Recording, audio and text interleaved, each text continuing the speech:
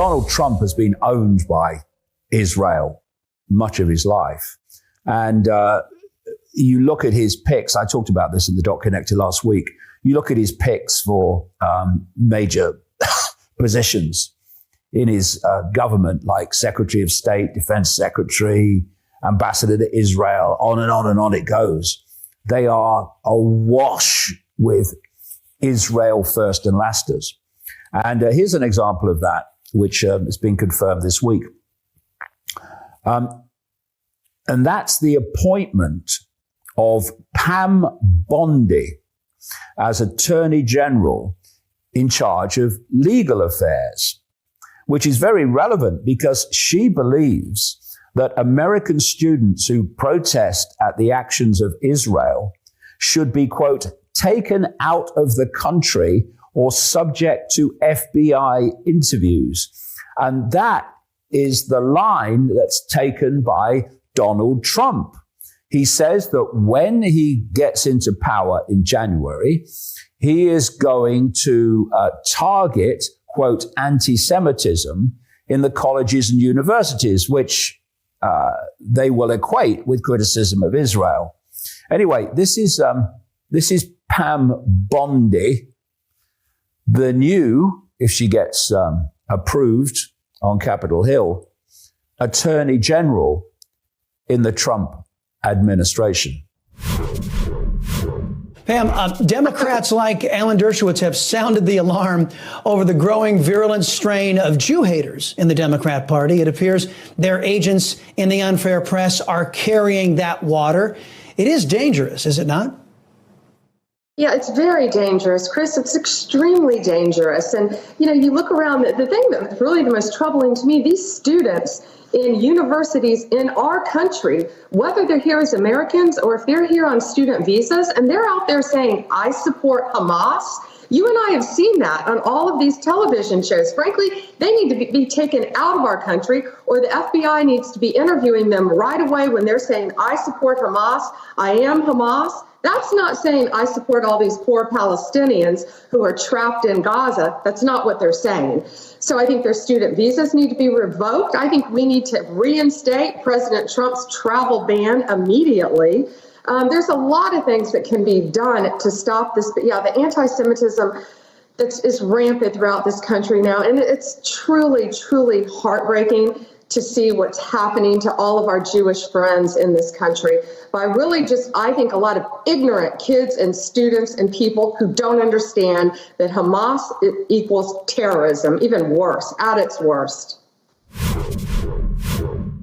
Well, when you see the views of people like Pam Bondi and these others in the Trump administration that he's named, it's not surprising that an increasing numbers of people who were big Trump supporters have looked at this and gone, what on earth is going on? And of course, what's going on is they've been had. And I saw this kind of meme, this Photoshop picture this week on the internet of people or sheep actually, in MAGA hats, walking over the edge of the cliff. And that's basically what's being done to them. They've been used, and now they'll be abused through this Trump administration.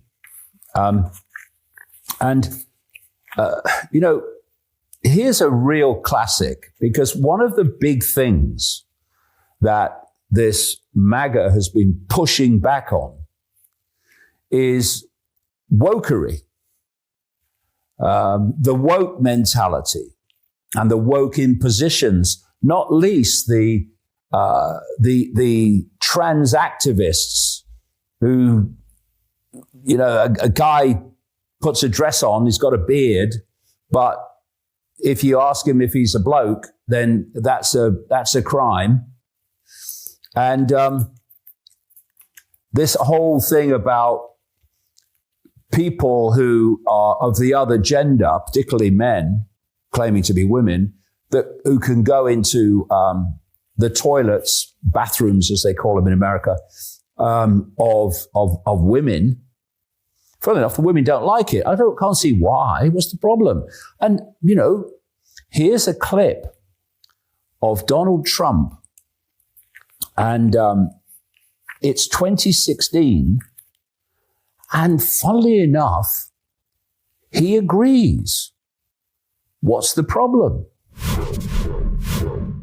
There have been very few problems. Leave it the way it is. North Carolina, what they're going through with all of the business that's leaving and all of the strife, and that's on both sides. You leave it the way it is. There have been very few complaints the way it is. People go, they use the bathroom that they feel is appropriate. There has been so little trouble.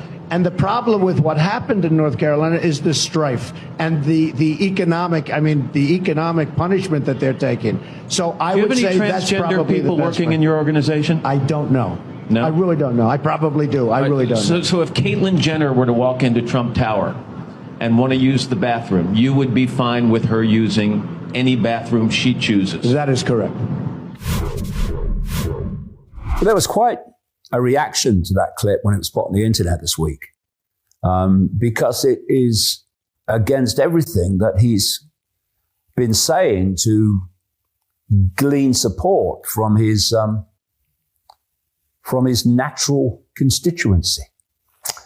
And something else I saw this week, which in so many ways captures what humans have allowed themselves to be.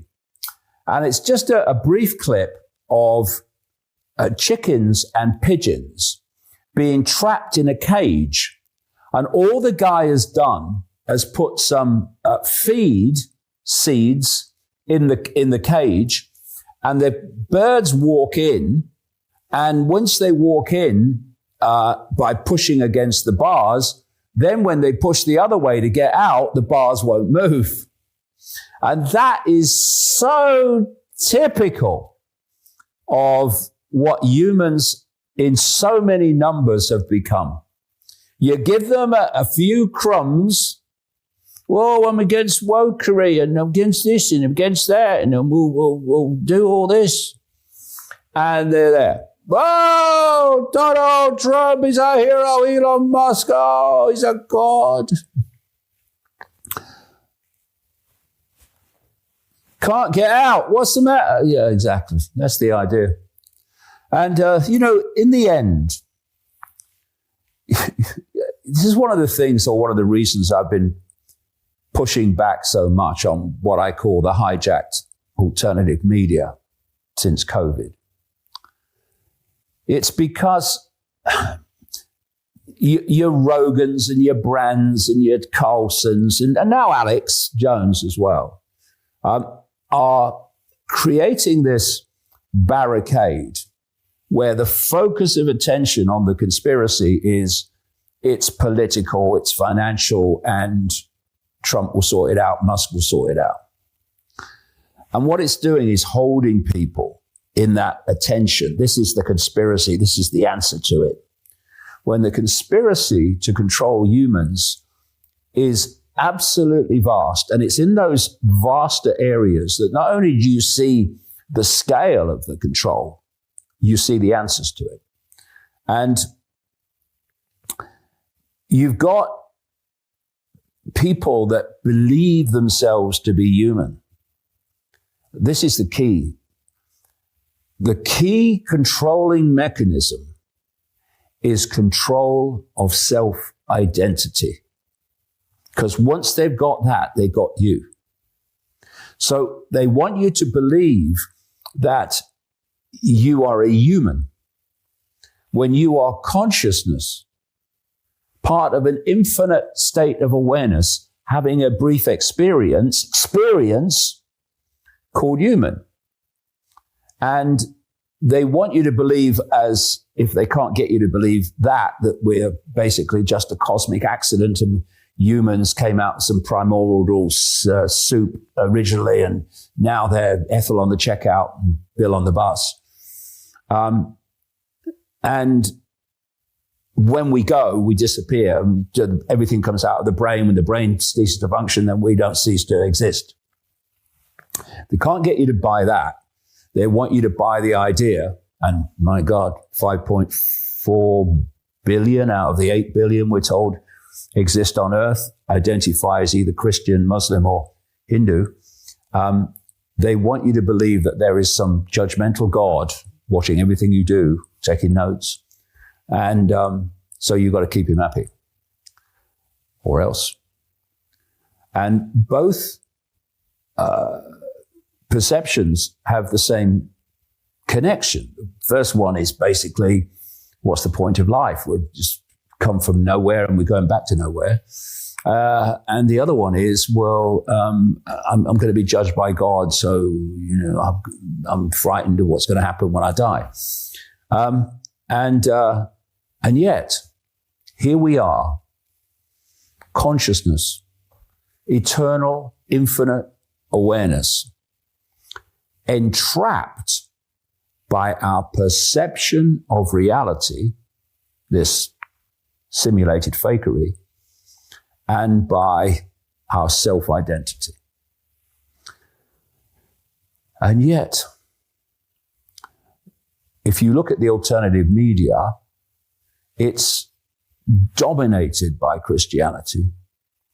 And others that see it believe in we come from nowhere and then go to nowhere.